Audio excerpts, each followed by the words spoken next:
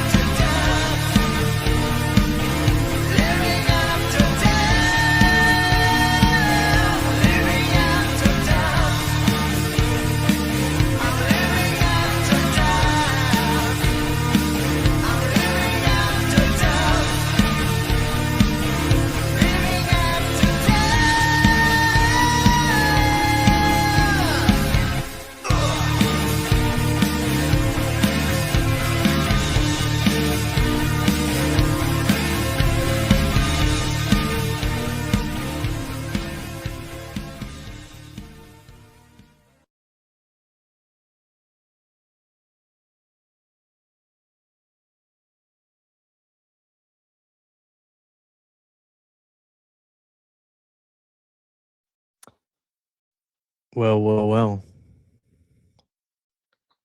What do we have here, Brian?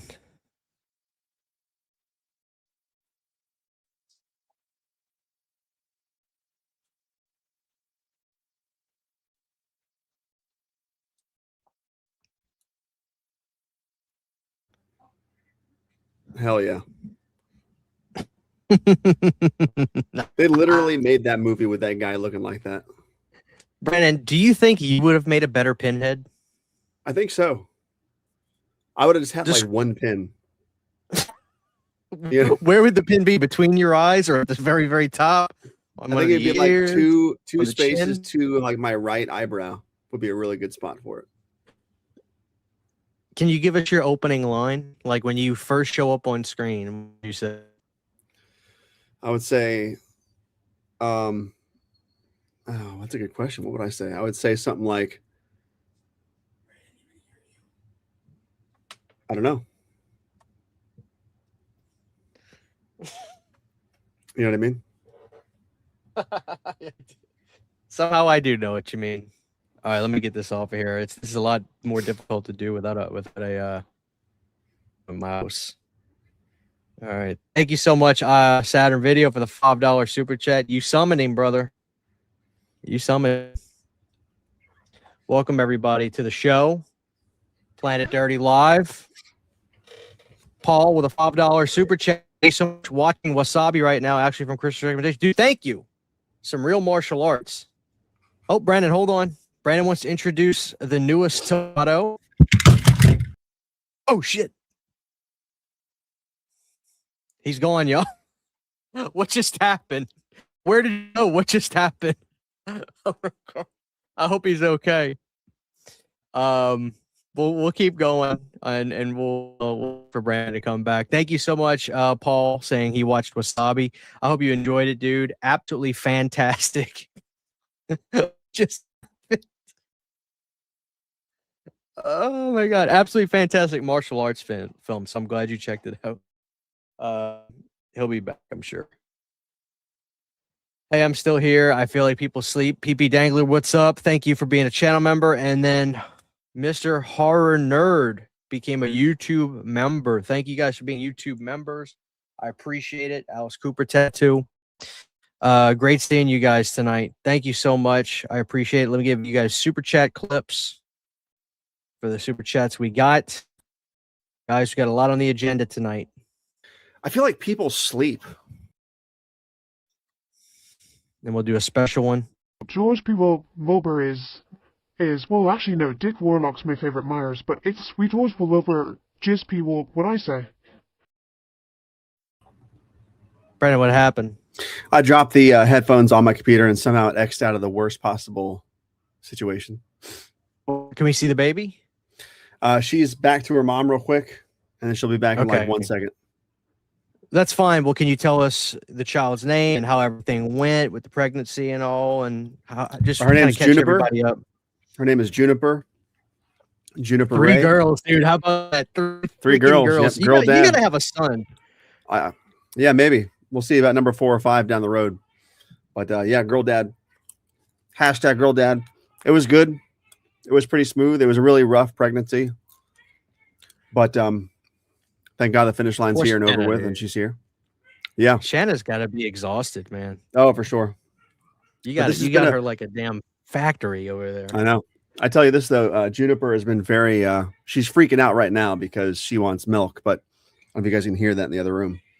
But she's been a very calm baby compared to Mia and Isabella when they first came home. Like Juniper came home 2 days ago, and she's been very chill. Very, very chill. Is Izzy and everything taking it just business as usual with her? Isabella loves it.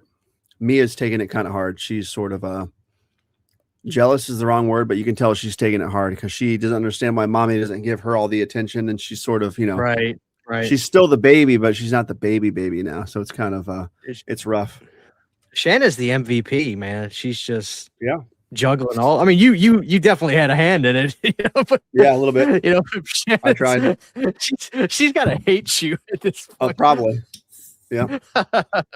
Well, congratulations, man. I'm glad everything went well. Everybody's healthy. Shanna's good.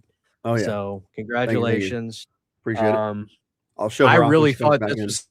I really thought this was going to be a boy. Like I really had a feeling, and then when you showed me that it was I think when you told me, you showed me the ultrasound early. When you told me it was a girl, I was just like, I'm not upset myself, but I was just like, I was thinking to myself, there's got to be a Brandon Jr. You know, there's got to be a little. There's got to be a little butter. You ain't lying. Oh man. So Brandon, I got a few things on the agenda tonight. Let's say hello to everybody in the chat. We got Jonathan, Sango, got 16-bit Shadows, Masked Assassin, Iron Wolf, Timothy Varner, Ghost of the Gods, Fight the Good Fight, Andrew Antons, Immortal Nightmare, Crystal, Jason Johnson, 16-bit. Thoughts on Demonic Toys? We got let's see. I think we got some super chats. Glad to see everybody here tonight. Jack Mackey, 58 with an Australian $10. Thank you so much, man. You didn't have a comment attached to it. But listen, thank you very, very much. I'll give you the special clip for $10. Dude, this is the best Children of the Corn movie. It looks the most expensive. It looks the most polished. It has really good cinematography. The color grading kicks fucking ass. The score is really good. The main chick in it is really good. It's her first starring role. It's the chick from, what the hell's her name? The chick from, Naomi Watts. She's the starring chick. And there's also Karen Black in it. There's all like the locusts and shit and the kids climbing up from the well. Like, it's a fucking sweet movie. He's right. And thank you, Cinerath, for gifting a Planet CHH membership. Y'all get those memberships in. So, Brandon, I got a few things on the agenda for us tonight, the show. And as a matter of fact, let me pull this up. It's not my style to ever play my own videos that I do on here, but I saw this. I saw this online, just came across it, and it was fascinating to hear. I'd love to get your thoughts on this. Let me get it pulled up. Okay. 1 second. All right, Brandon. So here's the first thing I want to ask you. Let me make myself a little bit bigger, as you can see. I know you love this movie as much as I do right here. Oh, yeah. Nothing But Trouble. Obviously, the movie was a box office bomb, right? And my thing is this. Don't you find it very interesting that this movie tanked? Let's say you never saw any of the marketing for it. Let's say you never saw anything about it really, but you finally see the poster, you're at the movie theater. If you're a kid in 1991 and you see all these people's names, Brandon, Chevy, Dan, John, and Demi, all massive A-list stars at that time. Top of the world, right? I mean, these are all huge stars. You would agree with me on that, right? Yeah. Probably would have been like, hell, I'm going to see that movie. Now, word of mouth is one thing, but you would think a movie like that would have a huge box office opening weekend and et cetera, and it would be a big movie. The reviews would be bad, but there'd be money in the film. I mean, the movie would have made money. Obviously, if you look into the movie, it tanked. I'm sure you have known about this, but I'm not. But this blew me away. I'm gonna play you this clip real quick from Dan Aykroyd, where he actually talked about why the movie tanked. And I actually find a little bit of credence to this because this is really interesting. So let me play this is a short I posted, and I want to get your thoughts whenever this finishes. Just give me your thoughts on this. I think you'll find this interesting. Oh, wait up. I forgot. I've got to add it to my screen. All right, ladies and gentlemen, I'm going to play y'all this real quick. Here we go. Everybody check this out. The movie Nothing But Trouble, why did it fail? Is it because it's crazy, bad, wild, ridiculous, or is it something else? What Dan Aykroyd actually had to say. Nothing But Trouble is a fun, very serviceable comedy. Yeah. It was not a hit at the time because we were doomed on the weekend that it opened, and I'll tell you how. 2 pictures opened in the marketplace against us that weekend. One was Silence of the Lambs. Yeah. That's where I was. And then Julia Roberts, Sleeping with the Enemy. You can be sure every woman in America told their husbands or girl or boyfriends or, we're going to see those 2 movies. The movie Nothing. What do you think about that? I think that's probably part of the reason it failed. I think it's sort of probably similar to a Cable Guy situation, the Jim Carrey film, where it's sort of marketed as a comedy. You have these A-list stars. I mean, obviously in Cable Guy, we're pretty much Jim Carrey and Matthew Broderick, but you have all these A-list stars in Nothing But Trouble. The poster makes it seem like a full-on comedy. I think when people went to see it, they were really caught off guard in the same way they were caught off guard by Cable Guy. And that's probably why it failed more so than just what they were up against at the box office. I think if they had called the movie Vulcanvania and had that different poster art, it would have sold a lot better, because the movie really is way more horror than comedy, in my opinion. It's way more Beetlejuice than it is any kind of Chevy Chase comedy, I think. I think it's more like Freaked.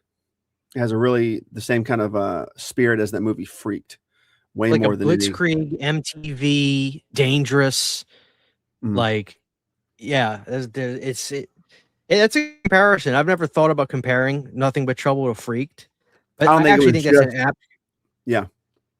Yeah, I don't think it was just going up against Silence of the Lambs. I think it's definitely. But did you know about that? That kind of blew me away. About the Silence of the Lambs thing?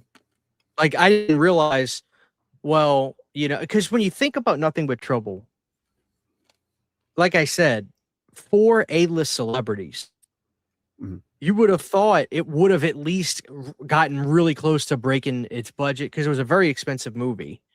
And all that. But I was thinking to myself, why did it tank in the box office? I know, it's weird because we think about them as A-list stars, but Demi Moore, she wasn't new. But like Ghost, I guess she had just done Ghost, or was Ghost 92? Ghost was 90, right? So she had just done. No, so she had done yeah, she had done other movies before that were definitely like huge yet. Maybe not, right? But she had done some stuff that made her like. She had done Seventh Sign, the Seventh Star, the Seventh Sign. Yeah. I forgot the name of it. The Seventh Sign. I feel like Dan Aykroyd, John Candy, and Chevy Chase were sort of in a weird lull in the early 90s, though. Like A-list, sure, but I feel like they haven't had hits in a long time prior to that. Maybe so. Candy was just in Home Alone too, which was a huge movie. Yeah, they just had Uncle Buck and Christmas Vacation like a year prior. So I guess they weren't like on a lull, but I don't know. It's just a fascinating piece of cinema history to me, that movie, because I mean, it's like one of those movies where it's like, even now, by today's like standards, people know who all those, everybody knows who they are. So I don't know, but I was just blown away that it opened against Sleeping with the Enemy, arguably one of the best thrillers of all time in that genre. Great film. Oh yeah, it is a great film. And then great mustache. Silence of the Freaking Lambs. Thank you, Cinerath, for gifting a membership. I appreciate that. But we had a funny super chat. I got to read this. Jedi Master Quiet Johnson. Silence My Padawan. Silence My Padawan by Jedi Master Quiet Johnson. Is that Qui-Gon Jinn's face, or did you superimpose Brandon's face? It kind of looks like mine a little bit. Nah, it's Qui-Gon. That's still Qui-Gon. All right, y'all. He's going to get the kid. Thank you. That's so funny. Let me give you a clip. I feel like people sleep.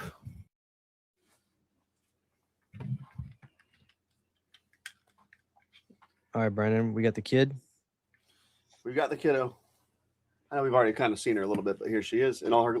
Look at my chair, dude. Holy crap. You guys see this all the time. Look at that chair, bro. That's looking pretty good.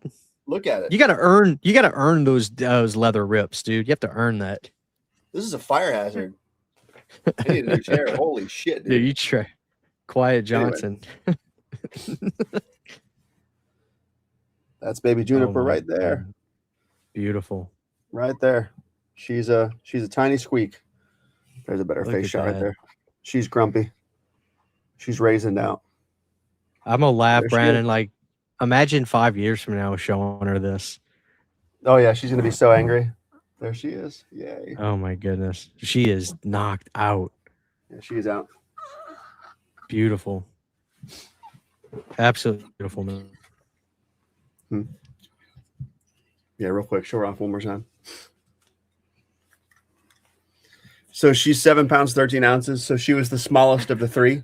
We thought she was going to be my the biggest God. of the three, but she was the smallest somehow. So put the headphones on. Can you put the headphones on Shannon real quick, Brandon? Hold on. Here. You're on.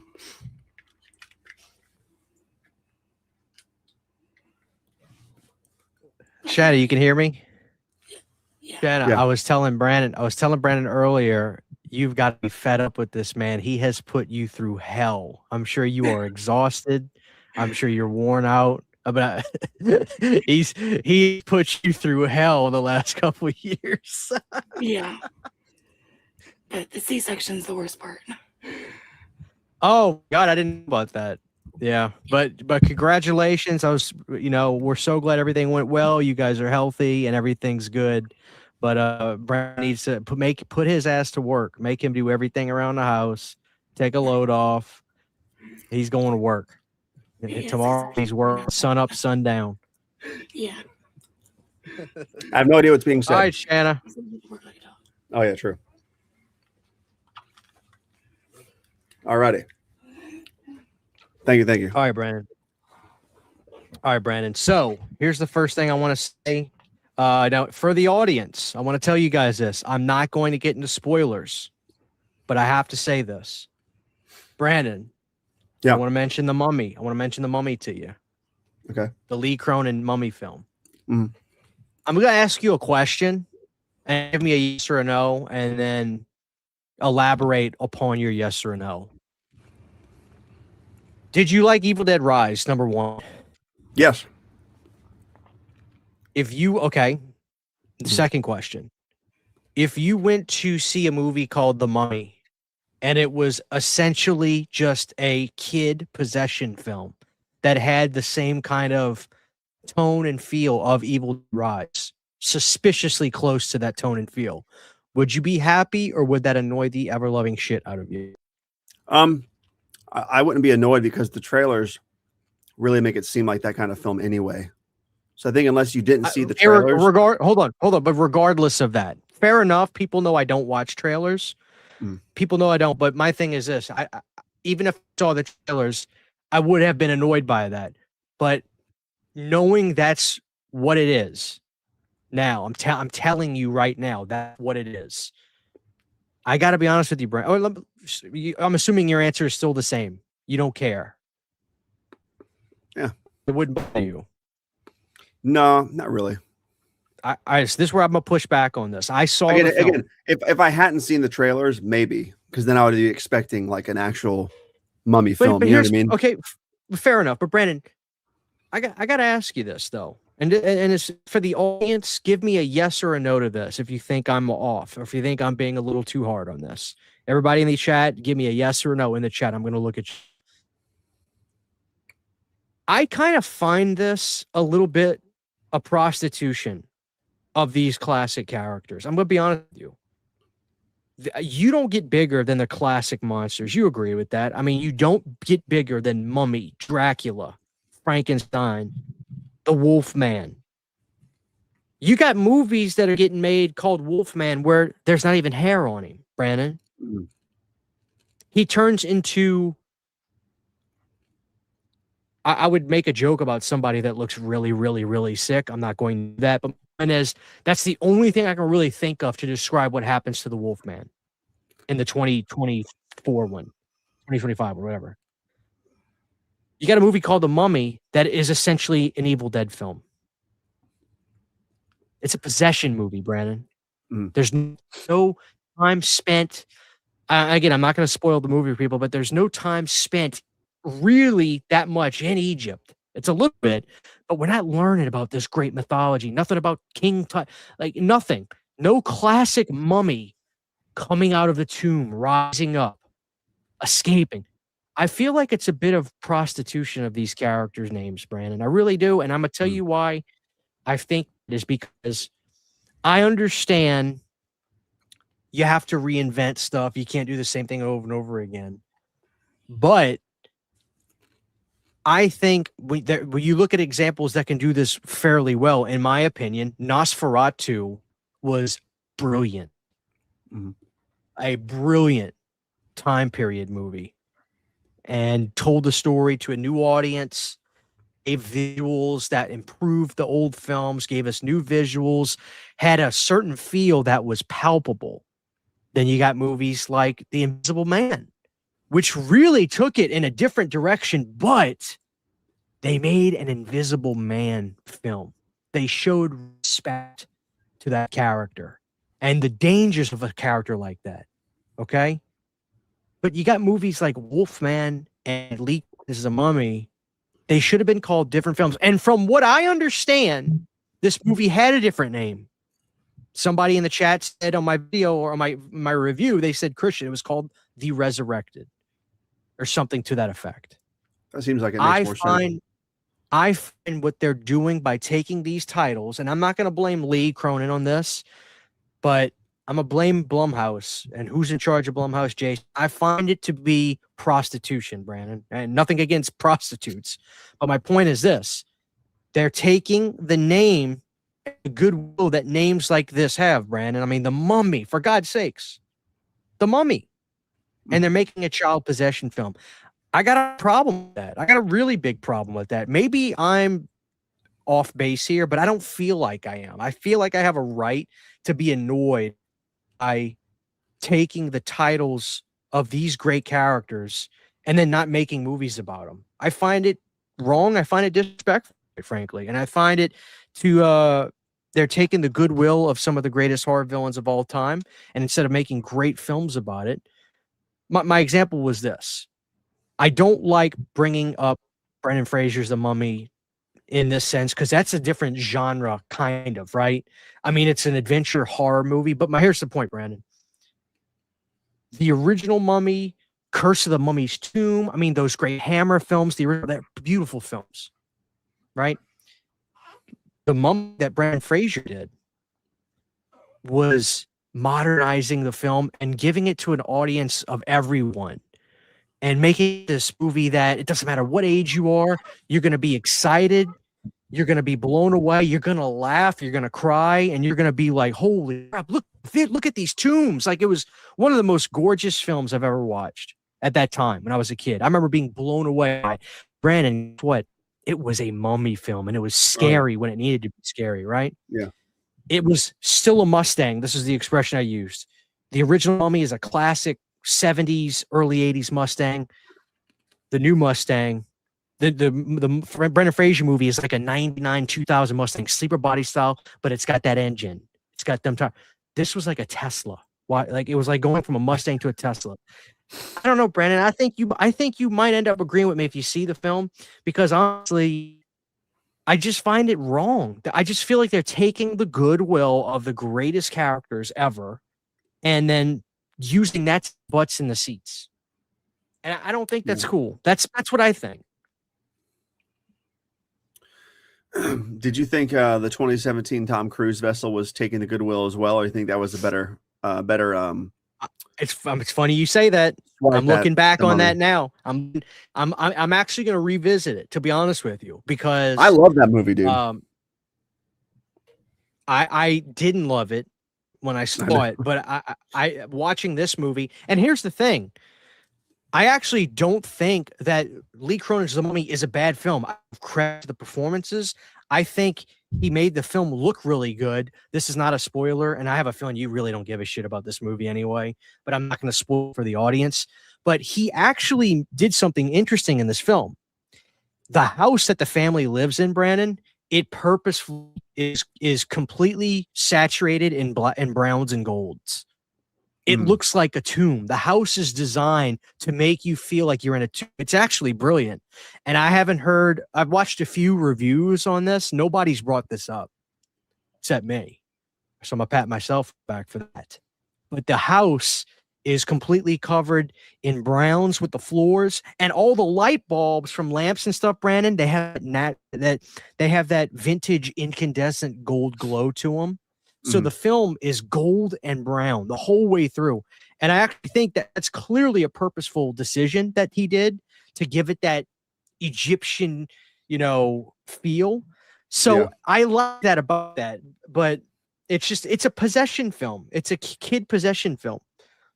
And there are lines in there that literally sounded like Evil Dead Rise lines. So It's just a shame. It really is a shame. That's my opinion, man. That's just my opinion. Let's see what the people are saying. That's too bad. Let's see. Could it have functioned as an Evil Dead film in that universe if they had called it Evil absolutely. Dead? If they would have just swapped out a few things for Book of the Dead, 1,000,000%. Nice. That's too bad. That could have been a good entry then. Have you seen the Monster Club? Vincent Price, is it up print? Yes, I have the Monster Club. I have a Spanish Blue and I have the DVD. Hammer's Mummy is the greatest. It's a masterpiece. I prefer Young Frankenstein. Go Christian. Blumhouse fucks everything up, in my opinion. You sound like my mom back in the 70s complaining how crappy Hammer horror was to Universal Monsters. I love my mother, but those were fighting words. I get that. I understand. I understand the correlation, especially at that time. Now people look back on the Hammer era as something special. Why so many Mummy films and no Creature films? That was a way better name. The new Mummy movie looks bad. Never getting a cent to watch it. Invisible Man was good. Trying to milk fans' pockets by using legendary IPs. That's exactly how I feel. And it's a shame because I think these movies can stand on their own 2 feet. That movie could have stood on its own 2 feet. True. If Lee Cronin wanted a child possession film, why didn't you just make it original? Well, it smells. I'm going to say this. I genuinely don't think he's the one that says, let's make this a Mummy film. I really think that was a directive. I really do. I think they took whatever he wrote and they changed a few things here and there to make that. So that's my thoughts, ladies and gentlemen.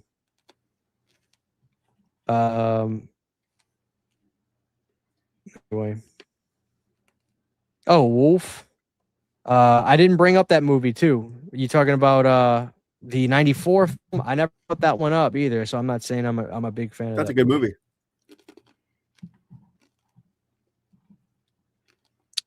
Frankenstein Monsters, my favorite. Should have called it Evil Dead Rise too. Well, they have an Evil Dead movie coming out. A new one, Brandon. Evil Dead Burn. Evil Dead Wrath. 2 of them. What's up, Hakeem? I'm ready for Michael. Brandon, are you going to see Michael in the theaters? What is Michael?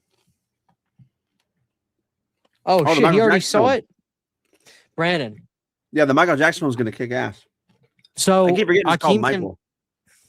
Hakeem can confirm or deny. The confirmation is that Michael needs to do 700 million for them to do part 2. And Brandon, the word on the street is that part 2 is going to cover the 93 trials. As you know, was a very volatile time in Michael's life. Oh yeah. Where Brandon, I openly have this opinion. If people want to disagree with me about it, I totally respect that. Me personally, I think Michael was innocent. I do too. Actually, most people I talk to now believe that too. Well, especially now. I watched Leaving Neverland, which I don't really recommend. Everything about it seems fishy. Everything about it seems so off and fishy. And here's another thing I'll say, Brandon. Corey Feldman, does he like attention? Yes or no? Oh yeah. What would be something he could say to get attention, the most attention in the world? That what happened? That something happened with Michael, correct? Take your time, G-Food, right? He's never done that. It's the easiest out for him to do it, but he can't and he won't because he knows it would be a lie, the biggest lie ever. You know. Anyway, my point is, oh, Hakeem confirmed part 2's coming. And here's the thing, Brandon. I think that this movie's going to do $1 billion. What do you think? I think it's going to be I think it's going to do Avatar numbers. That'd be nice. I just feel like it's the wrong time. I don't know. I feel like it's not going to. You think it should have been a summer film, or do you just? I don't think it comes out. I don't think the climate's right for it. I think it comes out in May. Yeah, I feel like it should have been a July film or something. Either like a July film or a December. Well, there's film. probably a lot of there. Well, you think about it like this. You know, Hakeem, if he's still in here, he may be able to shed light on this. Don't you kind of think though that's if you know you have a big movie, don't you want to kind of stake your claim during the year and try not? You don't want anything dropping of big significance near the release of your film. I mean, look what happens. You know, Arnold famously talked about wanting to push back Last Action Hero 3 weeks to let Jurassic Park lose steam, and I think he was right about that because Last Action Hero, it was 1 to every 4 people that went to go see Jurassic Park over Last Action Hero at the box office. So they may be doing it in May, I would assume, because they really want to own that month. They want that to be Michael month. You know, that's my opinion. I feel like, but you know, there's the expression "summer black." Well, I mean, I tell you what, every movie I've been in over the last year, they played the trailer for it. So you've definitely seen it in the theater. They got a huge banner of it at my theater too, a huge Michael Jackson banner.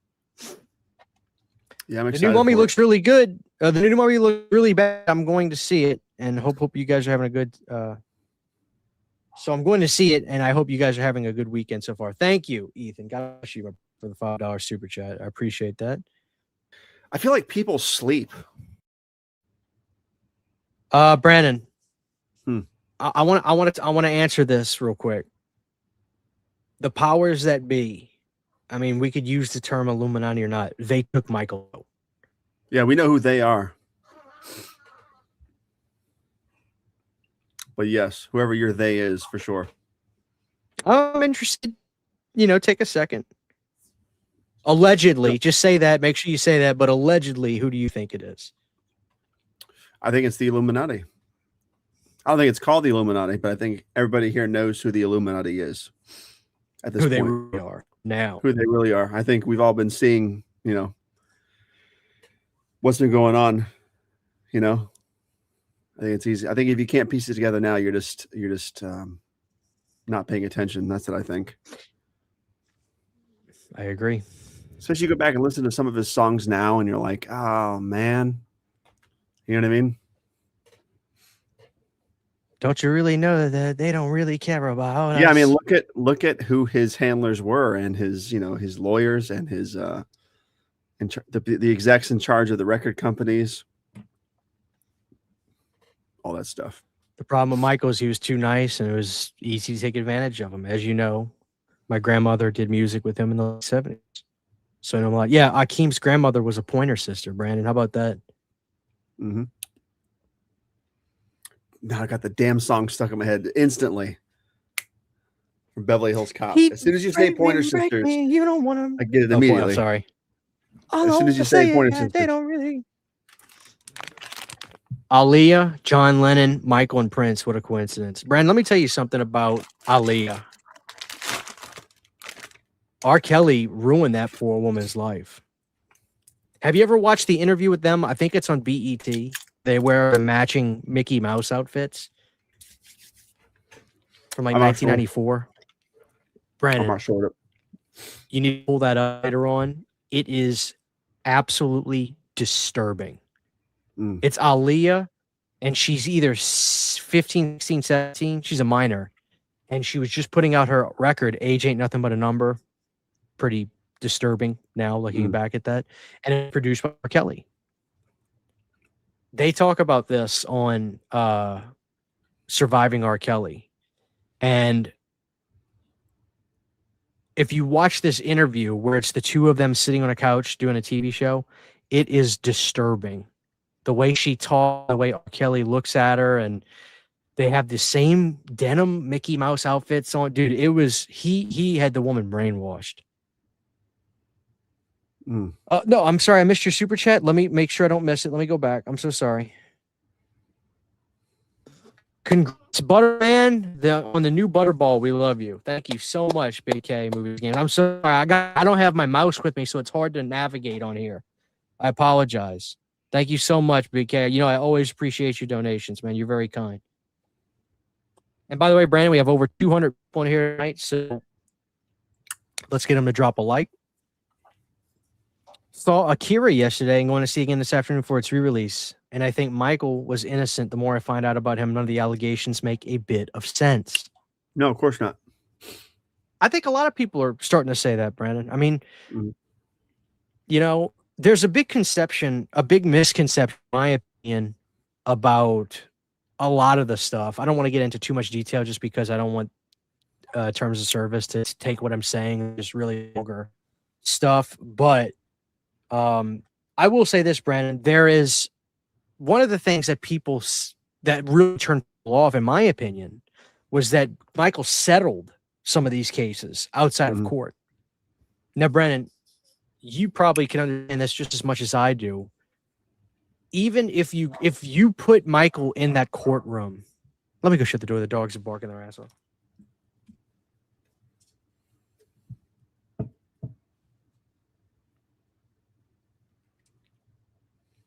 There's a way that getting Michael in that courtroom, the court of public opinion would already be negative on him.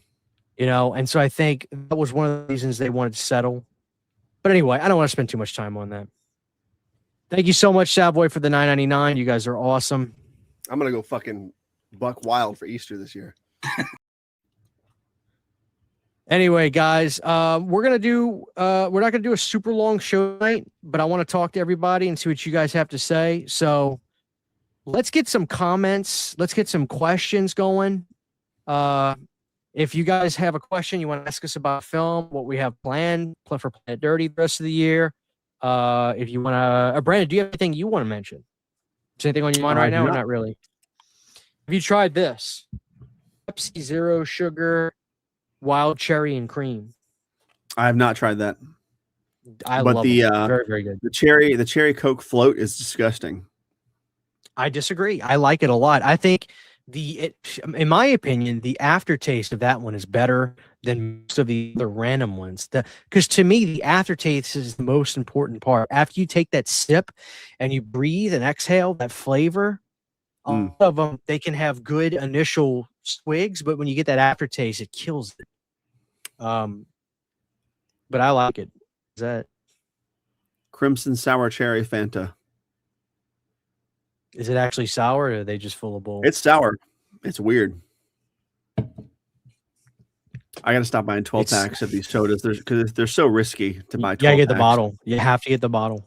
Yeah, a lot of them don't have the bottles, though, so it's like they suck you into it, you know? What are your thoughts on PBR beer? It's the only beer I enjoy, Brandon. Pabst Blue Ribbon? Okay. It's okay, but it's sort of like, to me, I put it where with Ice House. I got Pabst Blue Ribbon and Ice House a lot when I first started drinking beer way back in the day, in like early college. But what do you drink? Do you just kind of drink Oktoberfest beers, or like what's your go-to? Yeah, I don't really drink beer at all anymore. Matter of fact, the last Halloween cycle, I don't think we even bought. If we did buy any Oktoberfest, it was a very small batch, but I don't actively seek out beer anymore. I just don't want it. That's right. And Shannon was pregnant last cycle, so she wasn't drinking beer either. But you're gonna get back on it. You'll get back on it. I might this year. But my beer of choice is 1664 Blanc. Also, I've said that here on the show before. It's my favorite beer on the planet. It's a white beer, really crisp, really smooth. 1664 Blanc. It's nothing like regular 1664. But on The Boys, if anybody here watches The Boys, on the most recent episode, I think it was episode 3 or 4, you see A-Train and his brother in a scene drinking 1664 Blanc in the blue bottles. And I was so mind blown because nobody ever talks about this beer. So if you're wondering what the hell Blanc is, just watch that scene. It's bizarre. Brandon, you may not have much of an opinion on this, but I'll ask you because I have a video about this. I do have a point of clarification I'll make after talks, but your take on the Disney news. Do you need to be reminded about that? Yeah, what the hell is the Disney news? They laid off 1,000 employees. Part of that was the physical media division. Do outsource some of what they do to Sony. And people were kind of wondering why I didn't talk about that too much in my video, which I'll make a point of clarification on that. But they laid off 1,000 people. I'll be honest with you, before I even get into my point of clarification, I will say I think Disney is a stupid company at this point. I really do. I think they're idiots. I think they make the dumbest decisions on planet Earth. I think they try to I'm all for making movies that I'm all for making movies that everybody can enjoy. I'm always going to be that way. And the way you do that is by letting talented individuals make movies. point blank end of period. So I think Disney tries to kowtow to what the internet wants, and we all know that the internet is a bunch of morons. But I'll leave it at that. I think Disney is stupid. I really do. I think they've ruined Star Wars. That's my personal opinion. Agreed. The only thing I ever watched that was halfway decent was The Mandalorian season 1. Mm-hmm. And after that, I tried to watch season 2, and I realized I am convincing myself that this is really good. So I stopped. They brought back Ewan McGregor, which I'll be honest with you, never been a fan of his. I don't think he's that great of an actor, quite frankly. In terms of Jedis, who gives a rat's ass about him? Qui-Gon Jinn is twice the Jedi he ever was. He commanded power. He commanded respect. You agree with me there? Oh yeah, and exactly. I also think the only way they can win me back with Star Wars, Brandon, is if they give a movie for Samuel L. with his purple lightsaber. Correct. I think that would be a great movie. What? He was a Jedi. You don't remember? If they delete the sequel trilogy from existence, I'll come back to it. That's about it at this point. That's about it. Well, Brandon, looking back, I'm going to say this. I think the audience will agree with me on this. I really do. I really think they'll agree with me on this. Looking back, I think fans ultimately would have had more respect for Disney and more respect for the filmmakers, the guy that did Last Jedi or whatever, if they said, we don't give a, if they said, F you, we're not going to kowtow to what you guys are demanding. We're going to follow through with our vision. Because ultimately, those films are garbage because when you look back in history, it's nothing but course correction. The whole trilogy is course correction based off of just listening to the internet. Now, was the internet right? I do happen to agree they're right, but I also think there's respect to be had in having a vision, having an idea of what you want to do and following through with it. I think two things can be true at once. And ultimately, I think when you look back at those movies, people are just like, this is all course correction bullshit. It is, in my opinion. Anyway. I agree. But yeah, they fired 1,000 people. And they shut down their physical media division. And my thing is, people are like, Christian, it's not a big deal. Sony's going to take over it. And I'm thinking to myself, well, no, they're not just going to take over it. They're going to be the back call of what Disney will probably allow them to do on physical media. And not only that, Brandon, if they're canceling their physical media division and everything at the headquarters of Disney, whatever, don't you think they're going to put even more of a focus on streaming? They're going to try to they're going to try to deadlock every property they have to Hulu and Disney Plus. Why do you think they're going to go out of their way to say, yes, Sony, please put out all this new stuff on physical media? I think you're going to see less physical media from them through Sony, not more. That's my opinion. I can agree with that. Somebody keeps asking about Puppet Master. I'll read that comment soon. Thank you so much. Frodo Cop. Christian, I saw this documentary a few years ago on Amazon. It concerned my suspicions about his innocence. Square One, Michael Jackson. It's free on YouTube now. Thank you. I'll have to check that out. That I have not heard about that. Square One, Brandon. Sound familiar to you? Mm-hmm. You've seen it? I don't think so. But you've heard of it? Mm-hmm. Okay. Thank you so much, Frodo Cop. That's a $20 super chat. Let me give you a. What movie has it always been? Frodo Cop, hell yeah. What movie has it always been about? Creepshow 2. It's always been Creepshow 2. One that we have is great value, so it's a Creepshow 2 also to me just feels like that perfect 80s time capsule. You know what I mean? Like with the Firebird and the second sequence and all that stuff. The one that we have is great value, so it's a Walmart brand. It'll flip your lunch tray. What's weird about that clip is when we recorded that little clip years ago, Mia wasn't even a thought yet at that point, which is very bizarre. Like there was just Isabella at that point. Time flies, doesn't it? Oh yeah, that's wild. I'm 30. I'm 34 now. I think I met you when I was 20. I mean 20. 29. Yeah, I think so. Because I remember you turning 30. Me and you have known each other for what is it? 4 now? years, I think 4 years. 5 years. It'll be 5 years, 4 years, probably sooner. something like that. But there's a theory that you keep a friend longer than if you keep a friend longer than 10 years, they'll be a friend for life. So we'll see. Yeah, we'll see. I'm sure one of us will get pissed off with the other one by then. Thank you so much, Big K. The theatrical cut of Star Wars 77 is in theaters next year, and I'm pumped. Here's hoping we get the original cuts on 4K after that. I've heard that, but that's one of those things I will only believe it when I'm physically sitting down watching it and I've put the disc in. All right, let's answer some questions, Brandon. All right, let's see what the chat's saying.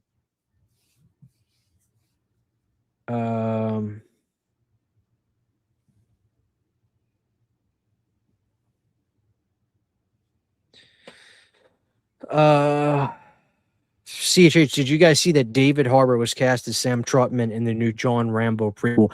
First off, let's talk about this, a John Rambo prequel. I got to be honest, I'm not interested in this. I'm really not. Yeah, not really. We learned all we need to know about him in Rambo 1 and the subsequent sequels. Like, why do we need a whole prequel? It's weird. Are we gonna see him in Vietnam? I guess so. I assume, but like, I don't know. Like, Rambo, the first film, is him getting back, right? Yeah, the first film is his return to America. Yeah. So I'm not going to buy any other kid as Stallone. I'm just not going to buy it. It's because it's not like a lot of time has passed where I can believe that some other actor turns into Stallone. You know what I mean? Like, visually. Well, somebody also playing Stallone as Stallone. Yeah. Writing Rocky. Right. That's another movie. Anyway, good for David Harbour. Look, I say I'm not interested. I still will probably see the film, but I'm not a huge prequel guy. I mean, Brandon, what's the best prequel movie of all time in your opinion? Like, the best, if you're going to watch a prequel, what's a great prequel? Any genre. The best prequel. Oof. I mean, just on a smaller scale, I think Puppet Master 3, great prequel. Yeah, I feel like prequels really belong to horror when you think about it. Like, there's not a lot of other movies that are prequels. Dumb and Dumber. Remember that? Yeah, exactly. That's a funny movie. I like Dumb and I like that, Brandon. I like when Harry met Lloyd better than Dumber 2. I thought Dumber 2 was garbage. I haven't seen it. Oh man, I thought it was really bad. I would say TC in the beginning as far as prequels go. It's the most satisfying, you know? Because it's not the beginning of the book, it's one chapter back, basically. Mm-hmm. Yeah. You know, it's kind of brilliant because nobody really cares about Leatherface from 2017 except you. You're the only one that likes that piece of shit. It's so good though. It really is good. You gotta open your mind. Yeah, it's open. I promise you. So what about the Chucky movie? Yeah, they by the way, guys, thank you guys for being here. We still have over 200 people here, but guys, please drop a like. I appreciate it. And I love doing live or surprise lives. Brandon, Don Mancini, let's talk about this for a second. Don Mancini has decided that he's working on a new Chucky movie. And guess what, Brandon? We're going back to basics. We're going to make a scary Chucky movie again. But here's the thing, Brandon. Here's what I think about that. Don't you find it kind of pathetic? You know, how about you keep it scary and basic? How about you just keep it like that? How about you look at it? How about you? What we need to do, Brandon, is get this guy in a room. We're gonna make a chart. We're gonna put a chart up on the board, right? And we're gonna write down the highest reviewed movies that made the most and have the ones that made the most money.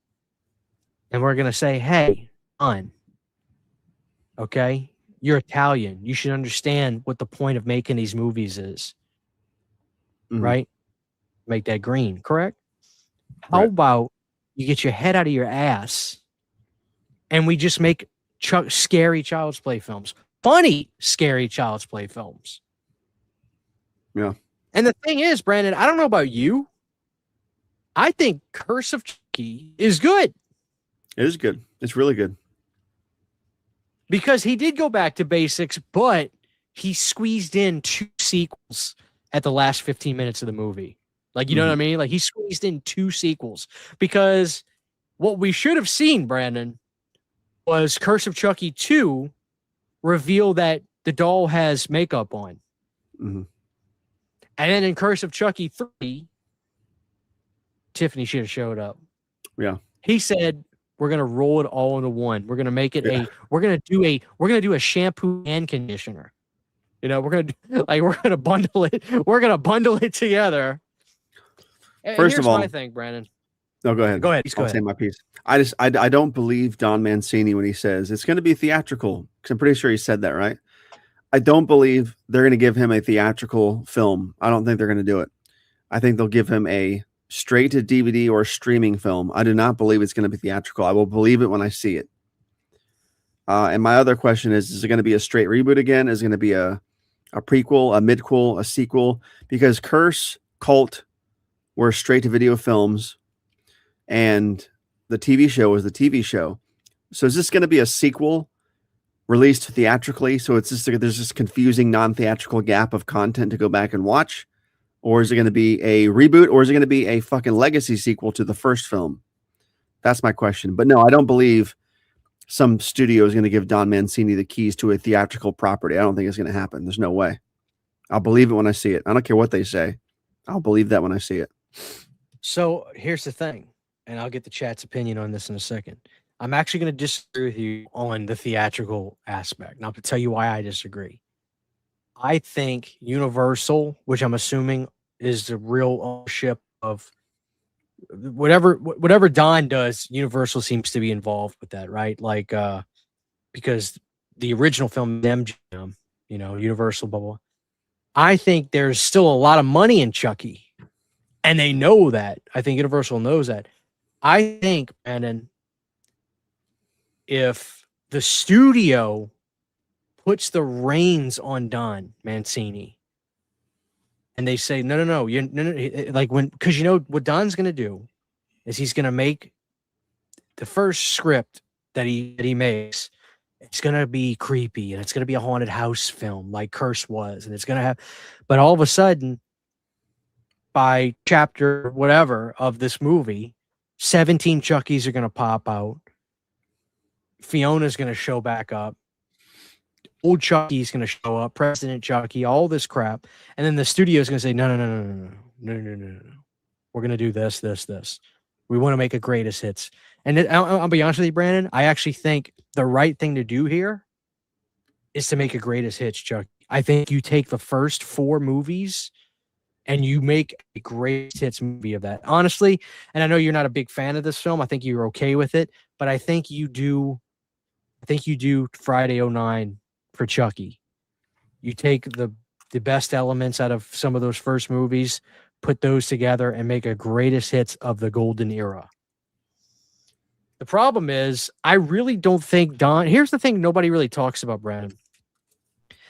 I subliminally think Don kind of wants to take Chucky in all these bizarro, in my opinion, bizarro, but these like eccentric, I'll say that eccentric directions of multiple bodies and this and that, because it's not that people don't know this, but it's just like, what's cool is Don's been involved from every aspect.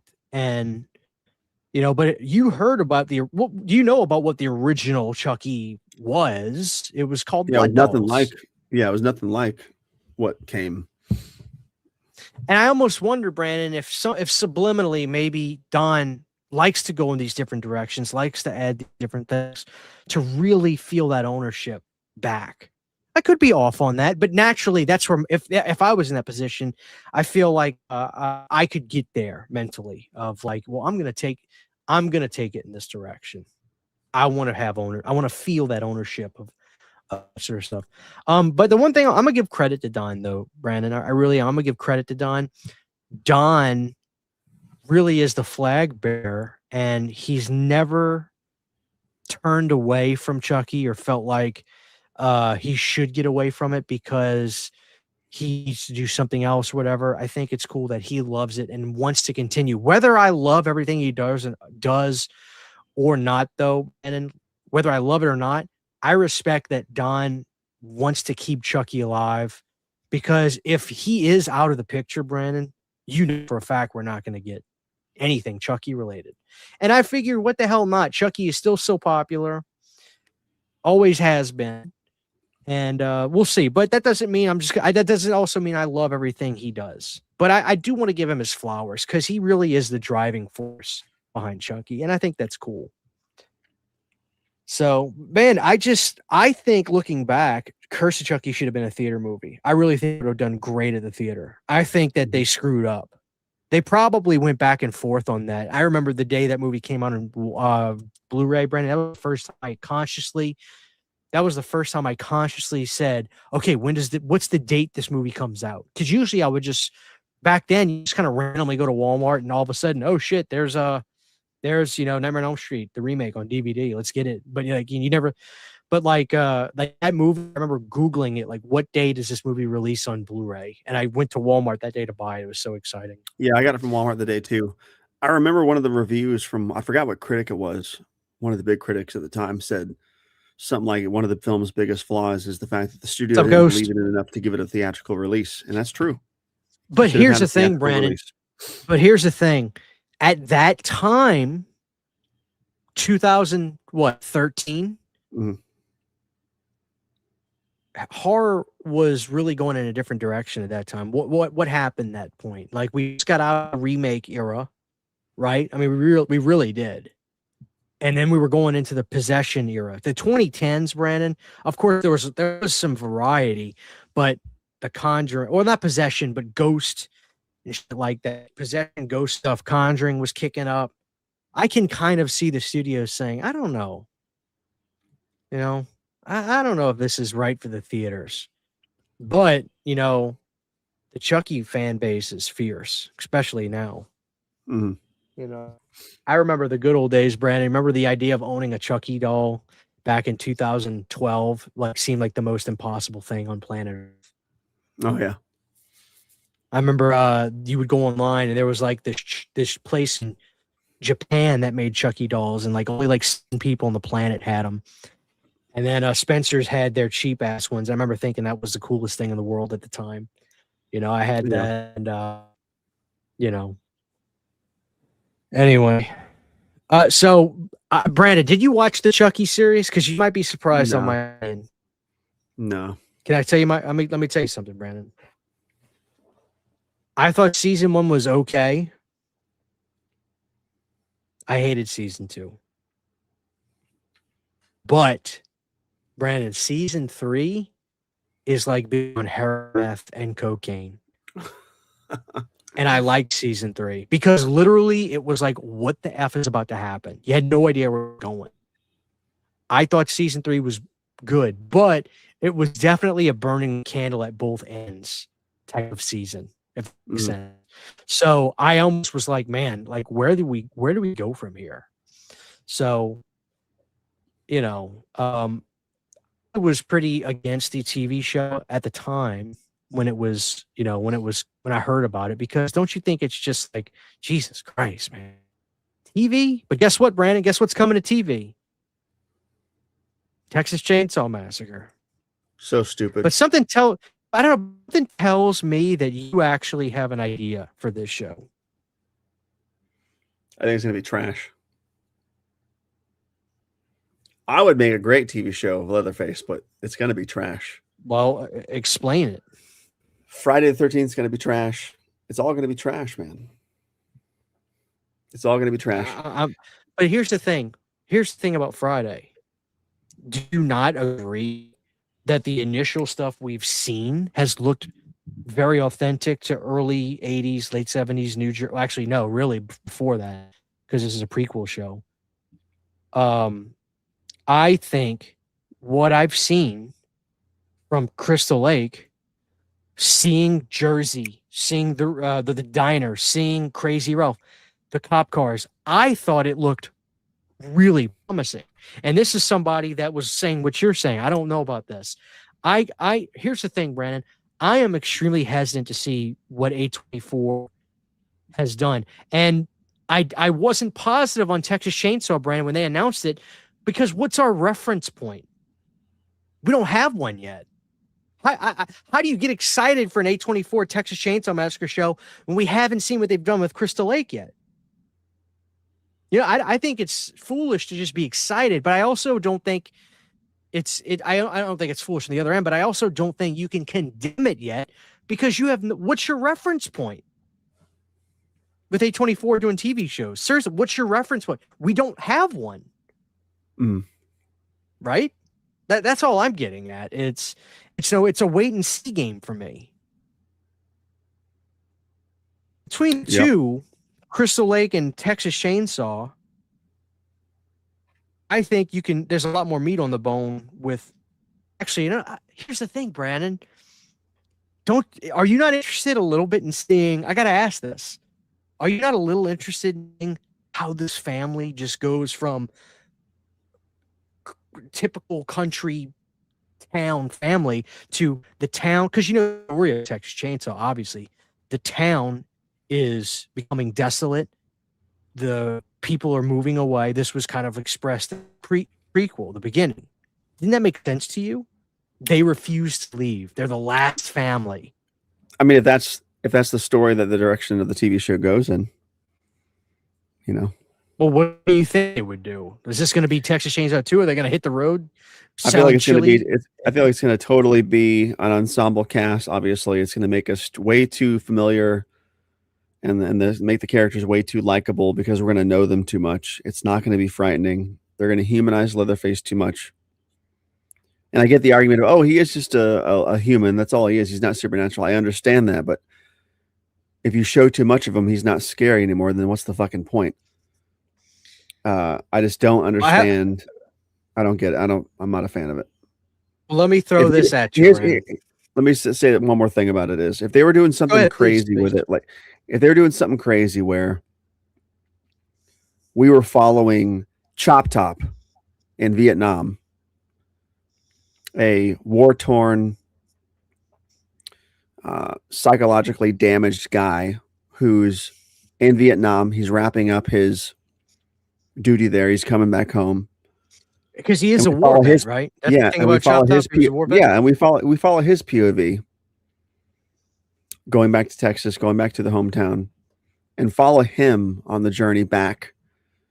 You know, seeing how screwed up his brother is, you know, the hitchhiker, how everything's been laid to waste as far as the town goes. I think if you followed his POV, it might be really interesting, but I don't want to see just us following Drayton Sawyer or one of the regulars we're used to, or like kids coming out of town. I don't want to fucking see that. I think a Chop Top, something in the family would be really cool, but you can't follow Leatherface. You got to follow somebody else. And I wouldn't want to follow Drayton because Drayton you need to hate Leatherface, at some point. I got to say this, but Leatherface shouldn't have much of a character arc. Exactly. So you couldn't follow him. It'd be like following Jason. I agree with you in that aspect. Here's my idea, Brandon. You're going to hate this idea or you're going to love this idea. They'll never have the balls to do it, but I'm going to tell you my idea. You ready? You make a fucking sitcom with the family. You make a sitcom. You put a laugh track. They're living underground from part 2. You've got the cook. You've got a Chop Top like Carrie. Maybe you get another family member. And everything's about their survival. Maybe you hear something crazy from above. There's a motorhome, and you make a sitcom. You do a Holliston type of show, and you do a sitcom with the family. Yeah, you could work. Nah, I don't like it. I think Shanna's talking to you, and you have no idea what I just said. I've never seen Holliston, so I can't. I have the reference point. It's a horror-esque sitcom. It's two guys that work at a video shop. They actually do it. You do for a living. They work for a company that films commercials, and their boss is Dee Snider, and they're horror fans, and they have love interests and stuff like that. And then Guar's in the show. Kane Hodder shows up. Tony Todd shows up. It's a horror-themed sitcom. Like it's a horror themed sitcom. For me, with Texas Chainsaw, that's where I'd like it to go. I don't want TV shows, man. I just want movies. I don't want TV shows. I'm so sick of TV shows. But here's the thing. I agree, but Brandon, you got to get over that. Because TV's not going anywhere. Series, limited series. That's where the future lies. As much as movies, like series and stuff, that's people want that. I'm tuning out. I'm with you, but that's the way the market's going. You know, people want that. People want that kind of shit.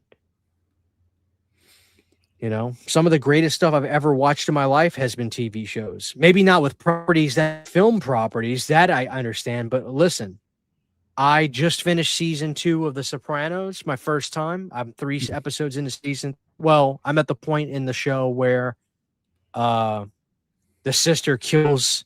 Don't spoil it. Boyfriend. Well, Don't spoil it. What do you think? I'm probably the only person that hasn't seen The Sopranos. I'd be shocked if the audience hasn't seen it. Yeah, I know so many people who have not seen that show. Okay, fair enough. Anyway, I am starting season 3, and I think this could be the best TV show I've ever watched.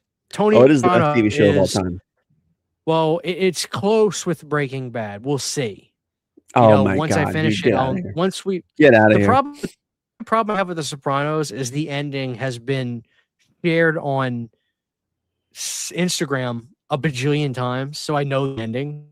But I don't know who popped him, and I'm sure I'm hoping that'll be something I can pop that picture in my head. But anyway, what happened there? My favorite part is when Phil turns into a house. Do what? I said my favorite part of The Sopranos is when Phil turns into a house. It's really good. You'll get that reference in a couple more seasons. Exactly. Okay. Whatever happened there. Anyway. All right, guys, for the chat, I'm sorry. Real quick, Brad, for the chat, I see you guys. Y'all are talking about where you liked. Let me just reference that, Brandon. I'll let you get to it. I enjoyed Chucky, even though I know it's not for everyone. Make All in the Family rip-off song. Boy with Chainsaw sings shut up. No TV. Cape Fear limited series. I'm more excited for Crystal Lake than Texas Chainsaw. Bro, you're just throwing in a grab bag of ideas that don't go together. I said a sitcom. How's that a grab bag of ideas? Holliston's The Big Bang Theory. If The Big Bang Theory was good and made by actual nerds, I agree. I think The Big Bang Theory is the worst show of all time. I think The Big Bang Theory is the most overrated, crappiest show of all time. And I hate a lot of shows, but I can't stand The Big Bang Theory. I think it's terrible. A multicam sitcom. Why would a white trash cannibal sitcom? Dude, you are absolutely no fun. Please lighten up. I honestly really dig the sitcom idea. Thank you. Pro sitcom. Texas series. So it's. I think there are people like me that are just like, there's nothing else you can do with Texas Chainsaw whatsoever. So just go crazy. Do a sitcom. Anyway, Brandon, take it away. No, I'm just saying we need to do a fucking Sopranos Planet Dirty special when you finish the series, man. There's so much to cover. Are we gonna eat? Are we gonna eat? Yeah, we gotta have veal parm sandwiches or chicken parm sandwiches, maybe a glass of wine. All that kind of shit. It would be so fun to do. And because listen, you probably already seen some of it, but like in that show, in The Sopranos, as great as the fucking show is, in every season, there are some really weird stuff that happens. Like there's weird dialogue, there's weird scenes that make no sense. There's really weird fucking editing choices all throughout the series. That's a fucking grab bag of weird stuff, dude. That show is so good, but there's so many weird little like nooks and crannies that you're gonna see, and you're like, what the fuck is this? That's what I'm talking about, dude. Like the Phil turning into a house thing. You have no idea what I'm talking about, but you will. Whatever happened there. I'm gonna be listening for it. Alice Cooper as Drayton Sawyer. That as too old. Drayton Sawyer, that would be cool. Alice, he could pull it off. No, you're not listening to anything I'm saying. Gwar was in Holliston. Or said put Gwar in Texas Chainsaw Massacre. Gwar. I still think This Toilet Earth is really their only really good record. Great record all the way through. The original Twilight Zone is the greatest TV show of all time. Do you agree with that? No. My grandparents and my uncle would.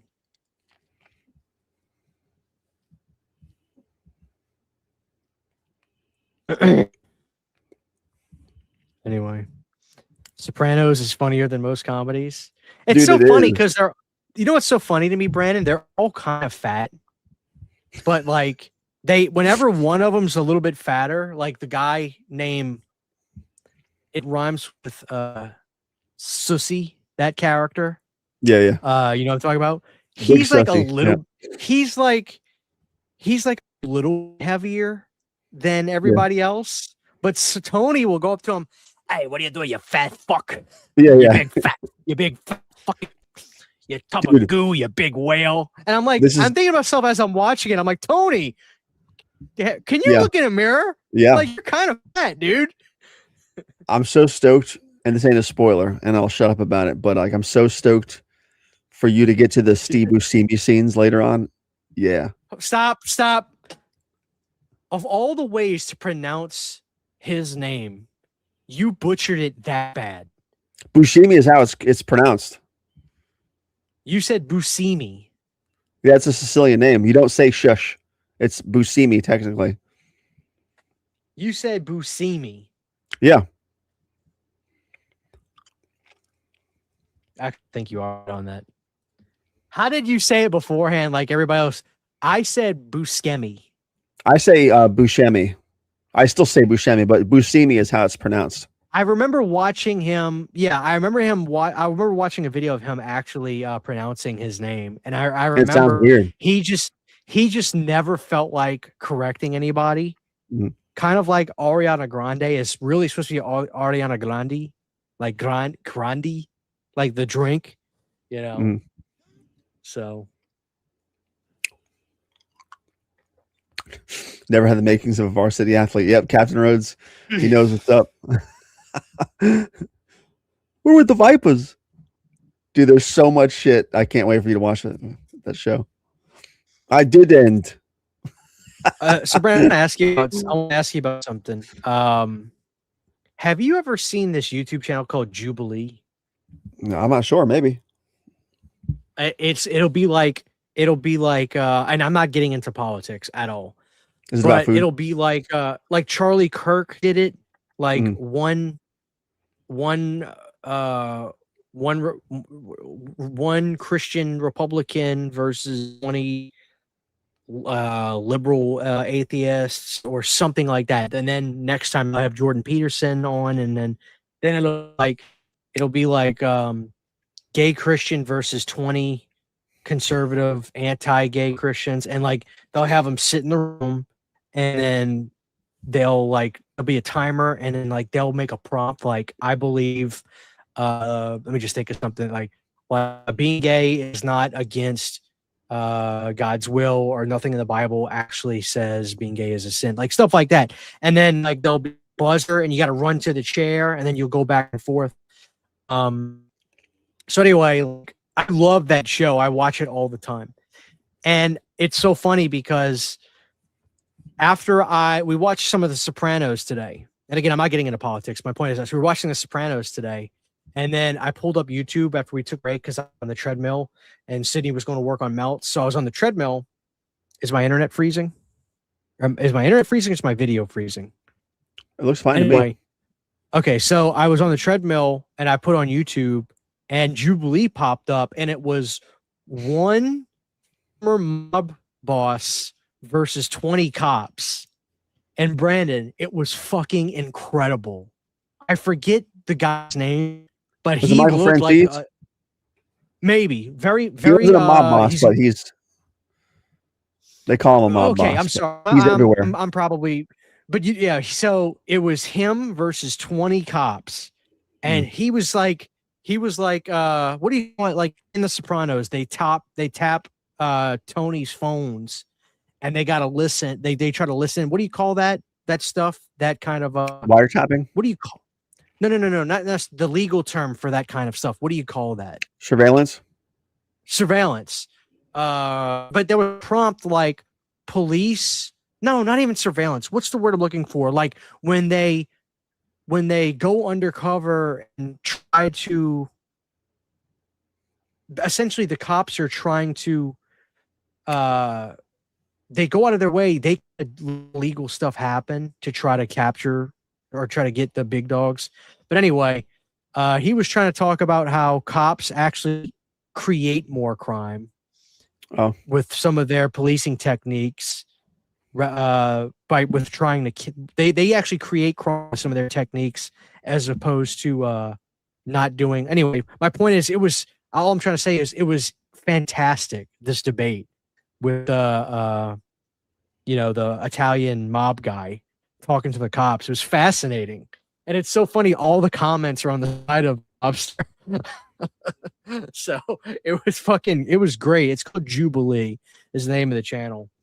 But they got some crazy people that go on that show, Brandon. Like the craziest political sides go on there, and they do, and some of the people that that are in the round table section, they get up to try to debate, and they're the dumbest people you'll ever see. And I think that Jubilee kind of does some of this on purpose because they want somebody to go up there and say, nuh-uh, like shit like that. Like that's their debate tactic. It's hysterical.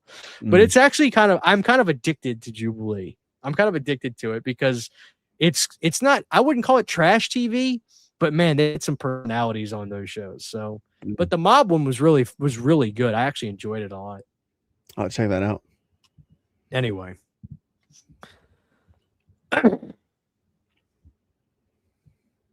Let's see what people are saying. I plan to start Tales from the Dark Side next month. I'm a huge fan of that show, Tales from the Dark Side. I actually prefer it to Tales from the Crypt, but it's a little bit more primitive. But when those episodes hit from Dark Side, oh my God, they hit, and the cast is great. You'll see a lot of actors and actresses you recognize. Justine Bateman is in one that I really like from like season 2, 1 or 2. But yeah, she did one of them. That's really good. And the Tom Savini Monster in the Closet is fantastic.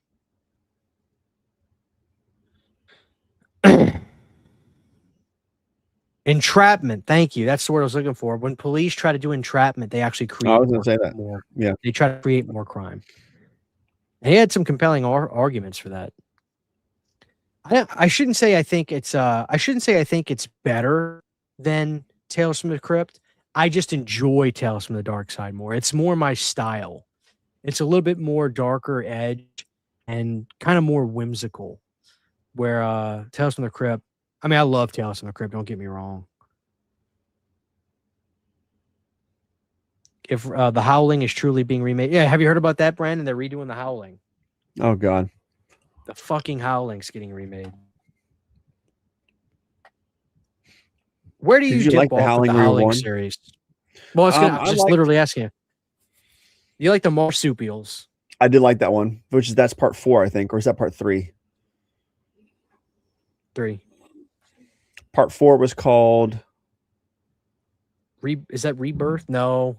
No, hold on, let me look it up real quick. I always forget the name of the sequels. I think when I watched, I haven't watched in a long time, but as I watched that series, I'm pretty sure I liked every film almost.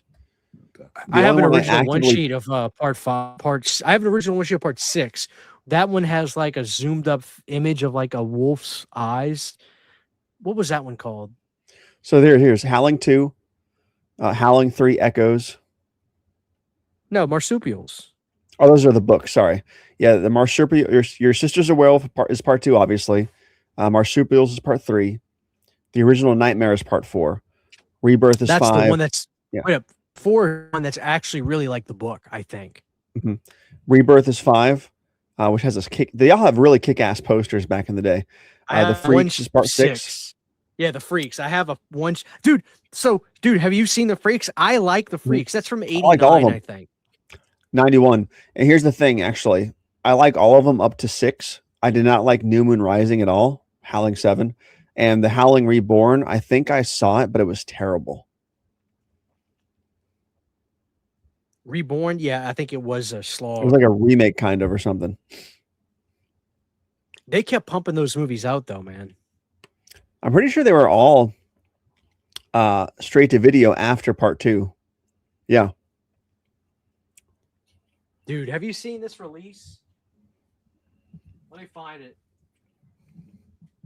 Need a blanket. Fan.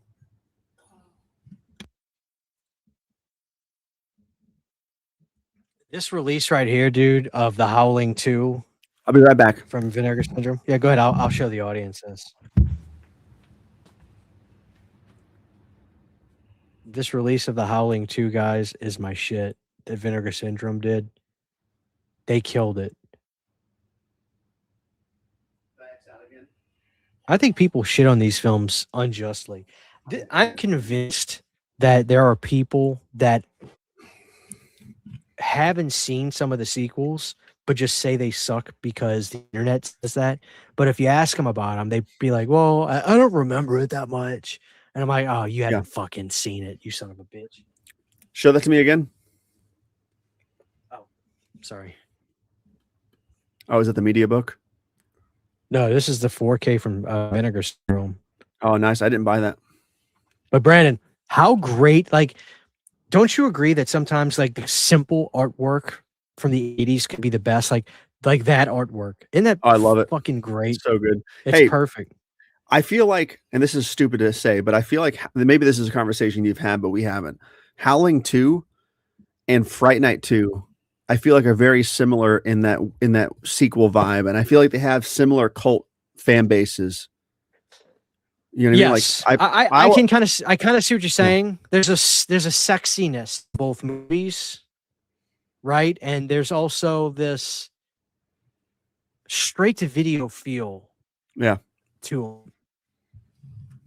Do you like Howling 2 better than Fright Night 2?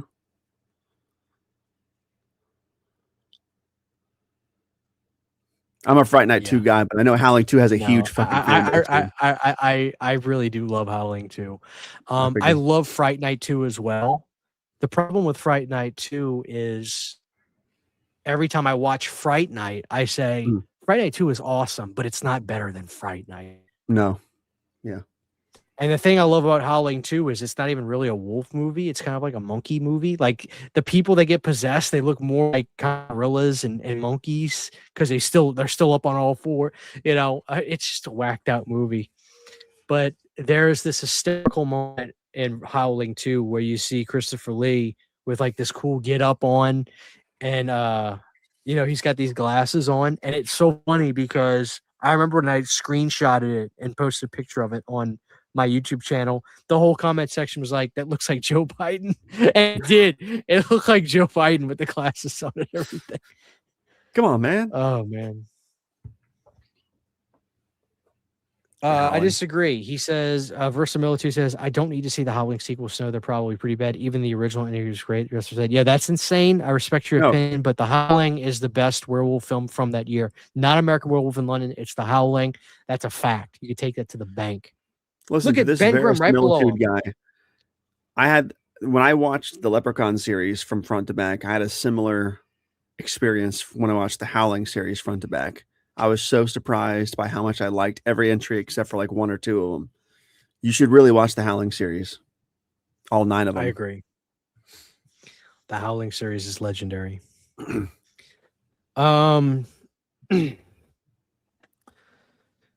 Did you enjoy the Fright Night remake with Colin Farrell and Anton Yelchin? Absolutely. I thought I would hate it, dude. I didn't see it until last October, first time I ever watched it. I was so against ever seeing it. I saw it a couple years ago too. I didn't like it at all. I didn't loved think it. I thought it was really good. In it. Not better than the original, obviously. I just, to me, the remake, the whole remake just kind of missed the mark. I see. I didn't like it. Those whole sort of glossy Disturbia looking movies around that time. I don't like them. Yeah, I like Disturbia, but yeah, I don't know. I wasn't a fan of it. What's weird about that movie is there was that Fright Night 2 straight to video sequel that came out after that one. But apparently that wasn't I haven't watched it yet. Apparently it's a remake of the original story, just with like a gender changed cast or something, like all the It was all the the people who video. were Did you go to the theaters? straight to video. Oh, But apparently, I'll be it's just like the first movie remade again. It's not a sequel to the remake. It's really bizarre. So, what are you gonna do? probably not watch it. Yeah. See, that's a good answer. I need to catch up with the Howling movies. I've only seen the first one. Brandon, do you recommend binging all Howling movies in one day, or should you spread them out? Oh no, one day, just bang 145-gram rock all day. You know, just keep it going. Oh man. American Werewolf is superior in every way, in my opinion. Listen, Well, yeah, I disagree. I think American Werewolf has the better effects, and I think it's a great movie, but The Howling is the quintessential werewolf movie. There's a lot more For that me- goes on with American Werewolf, and I actually like the other effects more. But I'm not denying the talent of Rick Baker in that film. I think Rick Baker, he's the guy that did American Werewolf, right? Yeah. He killed it. Those effects are phenomenal. But for me, I'm really more into the transformation scenes in The Howling that are dark in the shadows and they're more viscerally scary. The American Werewolf is a great, that's painful. Oh, wow. But I like the stuff of The Howling. I like the story of The Howling. And I think it's the quintessential werewolf film. I really do. Not to take anything away from the American Werewolf, but the director is not exactly a great human being. yeah. You know? Now the transformation scene in the first Howling freaked me out as a kid. It is way scarier than American Werewolf. It's scarier, right? Look, Yeah. look at this. Rob Bottin's transformation sequence is way scarier. It looks freaky too, man. Like those really freaky ears they give the werewolves is so good. My In that top movie. horror remakes are The Hills Have Eyes 06. Brandon, thoughts on that first? The Hills Have Eyes 06. Do you think it's better Oh. than the original Hills Have Eyes? In every way possible. Do you think that Wes Craven would have admitted that? Like, yeah, the remake's fucking great. I think so. I think he would. Didn't he kind He of wrote the sequel. he was heavily involved in the remake too, wasn't he? I think he was. I know him and his his son wrote kid, part like, two. Yeah. yeah, they banged out the script, which they wrote a little I too thought- fast in my I like like part- I I like like part two, two. but it's not as good as the 06 one. No, the 06 one Texas is Chainsaw fucking Massacre phenomenal. 03. Phenomenal. Not Friday better the than the original. 13th. I'm good.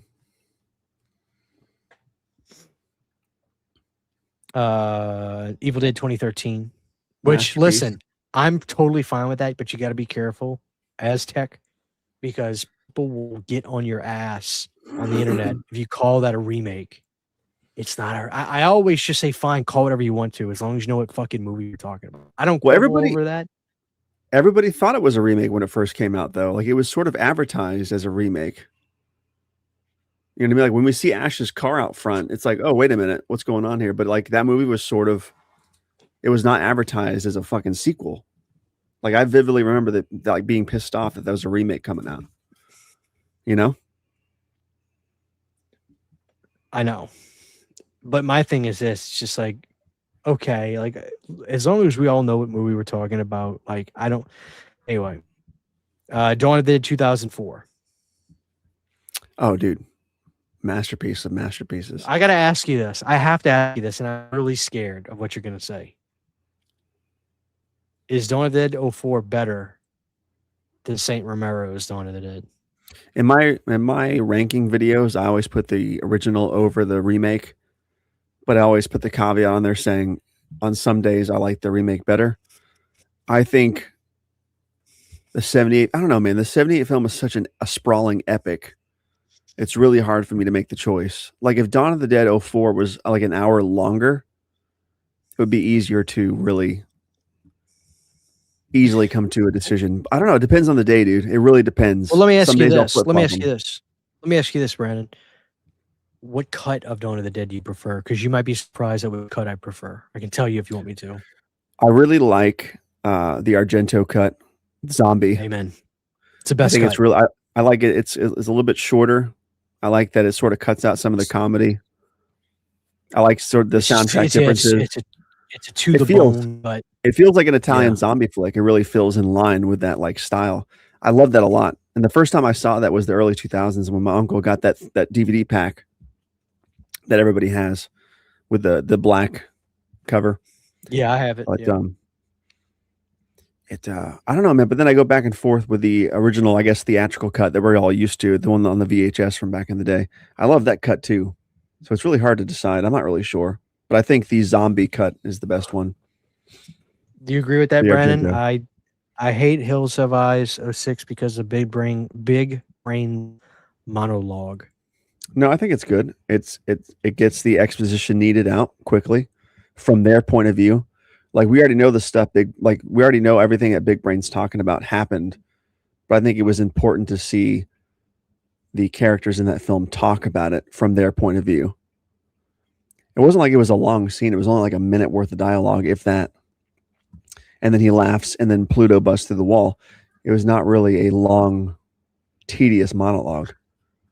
I'll tell you why I don't hate it. He reminds you of this movie so much. Head of the Family. Look at that. You have to love this movie. That's a crackhead movie. Head of the Family. We'll do a couple more questions, Brandon, then we'll wrap up because we're almost to the point. We're almost to the point where we're hitting 2 hours. We were supposed to just do an hour tonight since it's just a surprise show. So I appreciate you sticking with me tonight. Let's do a few more questions. Chat, drop some questions below.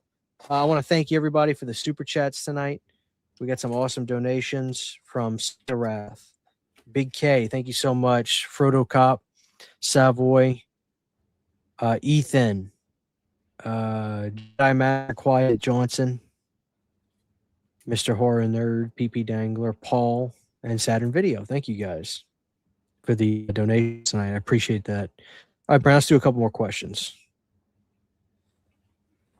Is it crazy I prefer Scanner Cop to Scanners? It's pretty crazy. I can tell you this, the Scanner Cop films are actually really underrated. I thought they were garbage because Vinegar Syndrome put them out and I was like on a losing streak with them. But the Scanner Cop movies are actually really great 90s films. I hadn't even heard of the Scanner Cop films. I heard a rumor that was supposed to be a TV show. There's 2 of them for sure. I know that. I have the box set.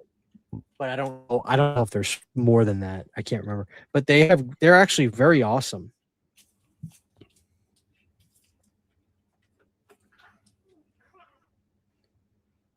Go ahead, Brennan. I am excited for it. Yeah. I don't think you really like Rise. Rise is good. I actually watched it. I don't think you really like it. I watched it again last year, pre-Halloween season, and it holds up pretty good. I think I liked it better than when I saw it in theaters, and I liked it in theaters. I don't think it's as good as 2013, but it's good. I was gonna say, I think you think it's nowhere near as good as 2013. I wouldn't say not anywhere near as good. I think it's close. It's just not. 2013 is a fucking masterpiece, and it feels dirty and gross. I was just sort of I think everybody was with Rise when they talk about like it happens in a building and it's called Rise. I was picturing Demons 2, that kind of mayhem with like a bunch of deadites. And you didn't get and like that. There's more than one, but I figured like there'd be floors upon floors of deadites in that movie, and there wasn't. We'll do a few more. Hot take: I actually enjoyed Texas Chainsaw 2022. No comment. Wait on your thoughts. No, you need to comment. I like it better than I did 3 years ago, but do you not agree that they were poking fun at Laurie Strode in 2018 in that movie? Do you agree that they were poking fun at the bringing the legacy character thing back, and as soon as she shows up, she gets trashed and killed? Do you not agree that they're poking at that? I'm sure they were, and that's fine. It's just not what I wanted. You know? What the hell did you want?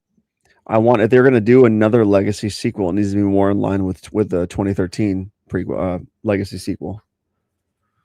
But people don't like 2013. They thought it was goofy. It was goofy, but like I think the series, every movie sort of has a weird goofiness to it. and it was a goofiness Even that the was first sort of film, you missing think? from 20. Yeah, I don't know. The first film, again, But here's first the thing, film, Brandon. It's I how never you wrap noticed. the film up. Because the soundtrack is terrifying for the first movie. So it does not give you the impression that what you're saying is supposed to be funny. That's why Toby is like, I'm shocked at people's reaction to the film because I thought it was hysterical. He made the most anti-music, disturbing soundtrack of all time. Like, it's the scariest music I've ever heard. Like, It is. the intro to Texas Chainsaw Massacre with those hummings and those sounds in the background, it's one of the scariest soundtracks ever. That context completely changed the tone of the movie. Like, Well, yeah, I've said this before. That's the scariest movie ever made. I still get stressed out when I watch the original film. I don't care how much we know about it. I still get stressed out. Leatherface still scares me. It to this day, I've heard everybody talk about the comedy in that first film. We've heard Toby Hooper talk about it, what you're talking about now. I still don't see the comedy in that first film. I don't see it. either because it's too stressful. The soundtrack. The movie is too fucking. That movie is so hardcore. Yeah, it's so voyeuristic. That 16 millimeter. It's a grindhousey, just gritty. The soundtrack to me is like such a thing that can really shape it.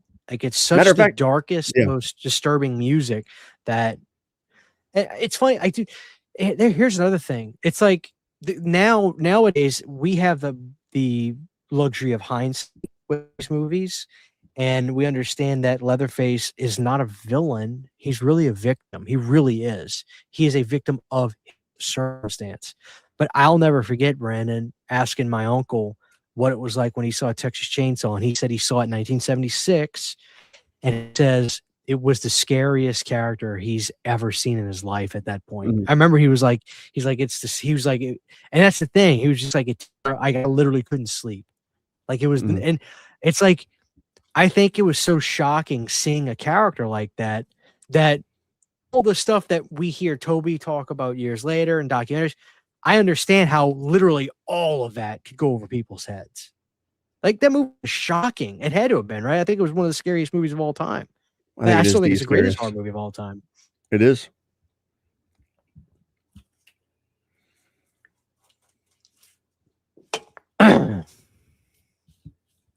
All right, let's go. Let's do one more question. Let me give me one more question, guys. Give me a good question. We'll wrap it up with this one more. We'll see.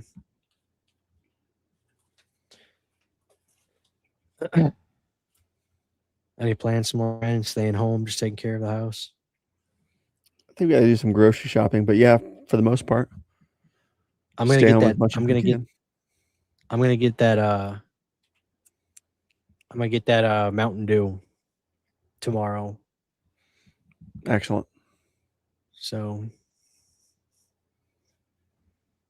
if you could go back in time and see a movie in theaters, what would be and why? I'm going to answer for both of us. And if you don't agree, you can fill it in. You want to say it at the same time? You know what? First of all, I got to say this. You say some absolutely stupid shit online, but given that I've seen both films, if I need to get a Pumpkinhead fixed, I will go watch Blood Wings just because it's more junk food. But I think you're really discrediting the first one because it's one of my favorite Lance Henriksen movies. It absolutely is a Halloween season vibe film to the core. And it's great. But Blood Wings is junk food trash because Jeff Burr knew how to make great sequels that weren't trying to one-up originals, but just be entertaining and fun. Jeff Burr was the king of that. So I will let you have your moment with Pumpkinhead, but you do say some insane shit. One of the things you said, I gotta say this because this was absolutely asinine to me. You said Jigsaw sucks. It's almost as bad as Saw 3. And I'm like, I read that 3 or 4 times and I said, what? Saw 3? It's literally the best one. Most people get think outta Saw here. 3 is great. No. You know I'm right. You're just saying that because you don't like it. Why you don't like it is interesting, but you have to know. I mean, it's not like you living on a rock, but you have to know that Saw 3 is one of the fan favorites. It's one of the highest rated Saw sequels. People love Saw 3. Why do you not love it is the question. Those people are all wrong. I'm acutely aware of the fact of how much better Saw 5, Saw 4, Saw 1, Saw 3D. So listen, Saw 2, listen. Saw No, 6 stop.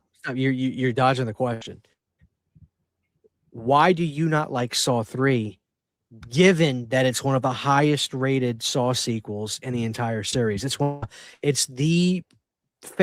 may be the fan favorite. I think it's really slow. I think it's not shot well. I don't like the main character.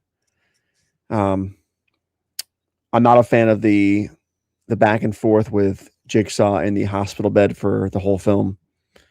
You're not impressed by the brain surgery. All practical effects. I mean, practical effects, sure, but that doesn't make a good film. That doesn't make it interesting to me. I think you don't like the wife because she has bad reaction. She doesn't really act nervous or upset. But you can't tell me the stuff with the father having his day in the sun where everything he imagined of what he would do if everybody that he felt was not there for his son, whether it had been the revenge on the guy that accidentally ran him over in the car, whether it was the witness that failed to step up and say, I saw this happen, or the judge, is something I can imagine every father could have if something, God forbid, tragic happens to their child.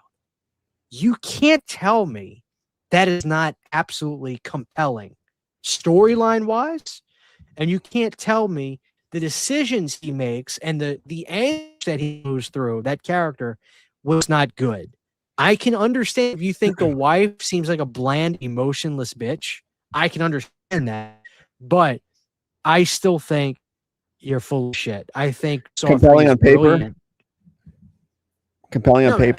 boring in execution, and on screen. I think it's probably, let's say, it's probably the third. I think you're out of line. I think it's the third weakest Saw film for sure. I think you're really out of line on this. I think the only films weaker than Saw 3 are Jigsaw and Spiral. I really think you're trolling on this one. You're out of line because here's the thing. Most people in the chat are calling you dumb for liking Saw 5. I'm actually going to agree with you that I like Saw 5 because I think me and you both have a tendency to like these kind of like Italian, gritty, I ain't your punk guy. Bad Detective in 5 is a great character. But Brandon, let's remember something. I was from 3 on up. I'm sure you were too. Right? Saw 3, I had to sit on the floor. The whole room was sold out. I literally, the stairs you can go up to pick a row. I sat on the stairs, Brandon. Packed house. Saw 4, big opening night. But I went like a couple days later, and I was like, where is everybody? Nobody's here. Brandon, Saw 5, there was like 7 people in the theater with me. It ran out of steam. I think people, the problem is they killed off the biggest villain, right? And so they're trying to replace him, and which now looking back, I think Hoffman's just as compelling. Oh, Hoffman is the franchise villain. That's where people mistake it. Like Jigsaw is not the franchise villain.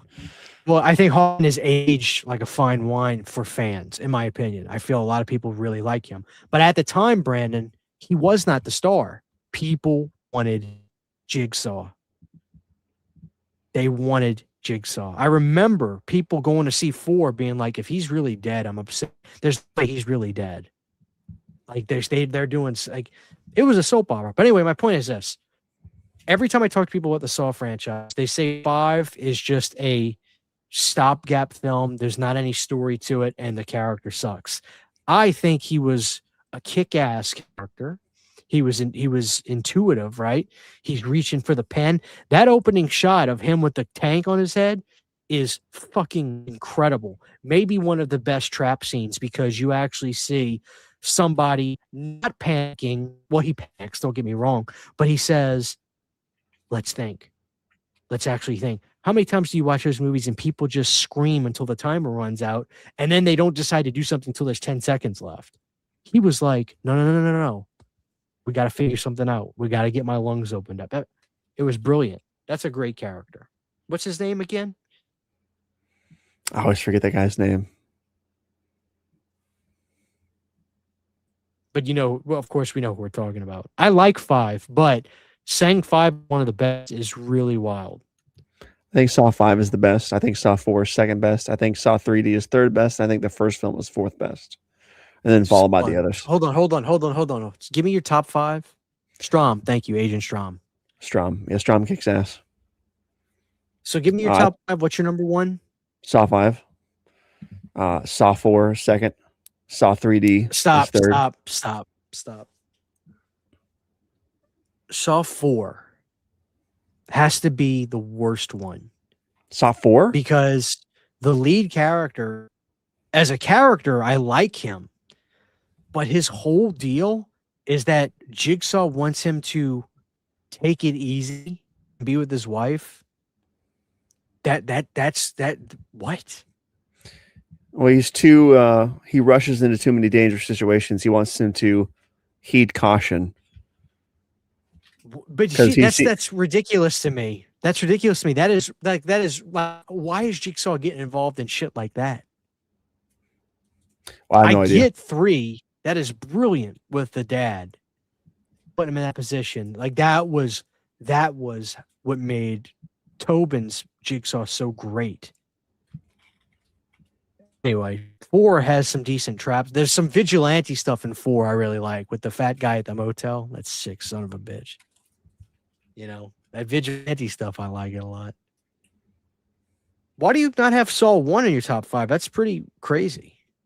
I think it's really good. It's just I don't know. I think the rest of the series, it's the novelty film that sets everything up, but it sort of feels like how Child's Play feels to Child's Play 2, 3, 4, and onward, where like there's that novelty first film, and then the rest of the franchise lives by itself in this space. And I feel like Saw 1 exists. Hold on, Brad, are you new here? Have you not seen this show? Anyway.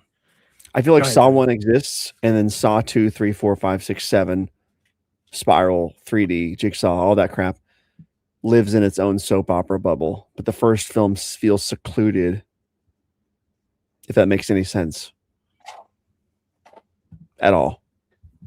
Sort of like Pumpkinhead, and then you have 2, 3, 4. You know what I mean? Like there's like that first film just feels like the novelty film, and the other films are like their own franchise within the franchise. Remind me what your thoughts were on Saw X again. I gotta ask that. I liked the film. I finally saw it recently. I liked it. Really weird, abrupt ending. I think sort of they did a disservice to the film by calling it Saw X. If anything, that movie should have been called Jigsaw. Saw X would have been better called just Jigsaw, because it's such a personal film. Like it's not really Saw X, and I'm not a fan of midquels. So here's my problem with it: is the fact that it's a midquel. It was cool seeing the characters. It was cool seeing Hoffman, but it's such short-sighted thinking. Well, it does nothing for the franchise. It adds and changes nothing. If they were going to do a midquel like that and have it set between Saw 1 and Saw 2, they should have done the biggest, craziest twist that changes the whole franchise. So once you get to Saw X and you've seen Saw 1 through 9, 9 being Spiral, you see Saw X and you're like, why are we seeing this weird random side story from 10 years ago happen? And then something happened. And we got to pretend that people have aged 20 years since they made part 2. Yeah.